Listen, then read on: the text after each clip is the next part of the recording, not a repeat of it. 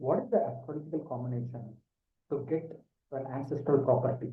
It could be an ancestral home, or it could be money from your ancestors, or whatever, be it gold or be it whatever it is, movable, immovable assets.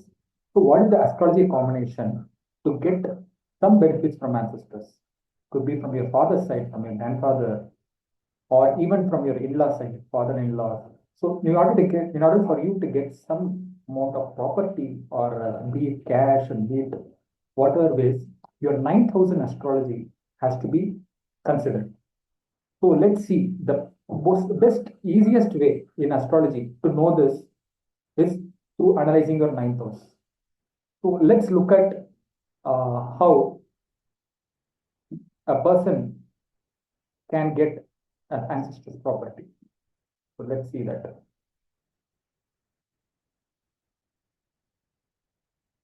If you look at the chart that I am sharing right now, maybe I will zoom it so it can be easy for you to visualize it. Okay. So if you look at this chart, so ascendant, so this is Aries, Taurus, so Mesh Rashi, Rishabh Rashi, and so on up to Meen Rashi. So these are the 12 houses in the zodiac. So I have taken the example of Aries or Mesh ascendant. So this is the Lagna, Mesh Lagna or Aries ascendant. So I take this as first house. So ascendant is always the first house in astrology. Okay. So here it is an example of Aries ascendant. The ninth house plays a huge role. Ninth house is the most important house. It's called Bhagya house. Okay. So whatever amount or whatever benefits that you get out of ninth house are basically not yours. So it's not your hard-earned money or it's not your hard-earned property. So it comes from either in a friendly way or it comes from your ancestors, your forefathers, your close relationship circle, we could say. Okay. So ninth house is generally the house of father. When you have Jupiter in the ninth house, there are good chances that a person would get his ancestral property. So this is one combination. So Aries ascendant, you have Jupiter in the ninth house. So what is the second combination? The second combination is like you can have a Venus, like Jupiter, Venus, Moon. These three are the benefic planets. Mercury also you can consider, but I'm not taking Mercury here. Okay. So Jupiter we saw, now it's Venus. So you can have a Venus in the ninth house, which indicates again fortunes. So the planet of fortune is Jupiter and Venus. So goes into the Bhagya house, which is the ninth house.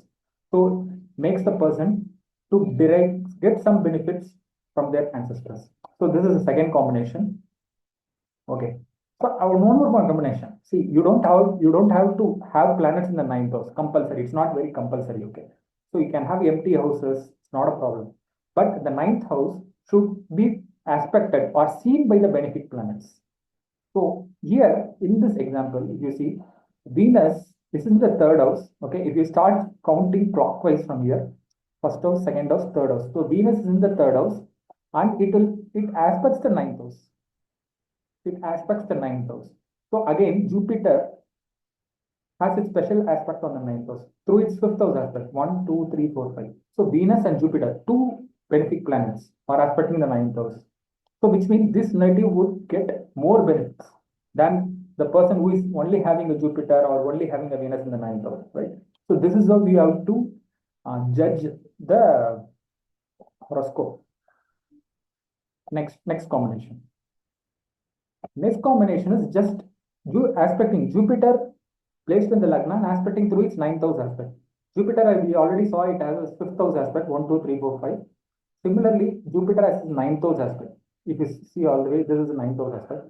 So Jupiter again aspecting the ninth house gives benefits through his fathers, ancestors, father-in-laws, etc.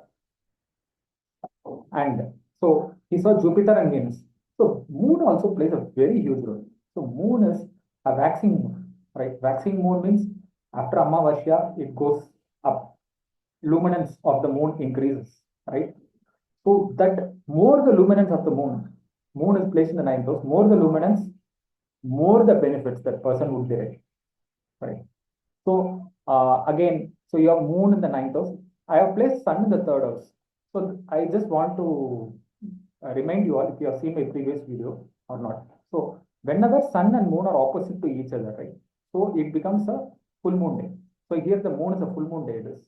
However, if sun and moon are together here, if moon is here instead of here, then it is an Amavasya, which means moon goes on increasing its luminance here. See it clockwise. So clockwise the planets would move. Okay, most of the planets except Rahu Ketu. So if you see, moon keeps on increasing. Okay, moon comes here, moon goes here, and moon exactly opposite.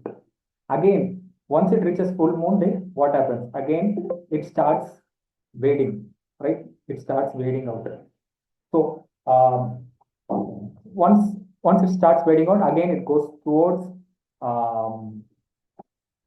Amavasya. So this is one combination where you have a full moon on the ninth house. Next combination. Okay. Again, so moon can be in the ninth house, or moon can see the ninth house, or aspects the ninth house. So moon is here again in the third house, aspect the ninth house, which is empty. Can be empty, as I said. So Jupiter aspects the ninth house, moon aspects the ninth house. If you want, I will create one more combination. I will place Venus also here. Venus also I can place it here, or I can place Venus here. So both moon and Venus aspecting. It's very good, beautiful combination, right? Ninth house and all that. However, so there is one more combination. Like when there are too many bright planets, especially the ninth house, right? We think that that person would get everything from his father, for example, father or grandfather, but it's not that. So there should be a limit, right? The, too much of sugar is not good for health, right? You should have your sugar or whatever. Too much of anything is good for nothing. So it should not have too many good planets being the ninth house also. That we will see in the upcoming videos. Okay. So, but having the Jupiter and Moon aspecting the ninth house also does do good to the native in terms of deriving benefit from their ancestors. Okay. So this is for the today's thing. So there are a lot more videos to come. So kindly please do subscribe to the channel and stay tuned. See you. Bye.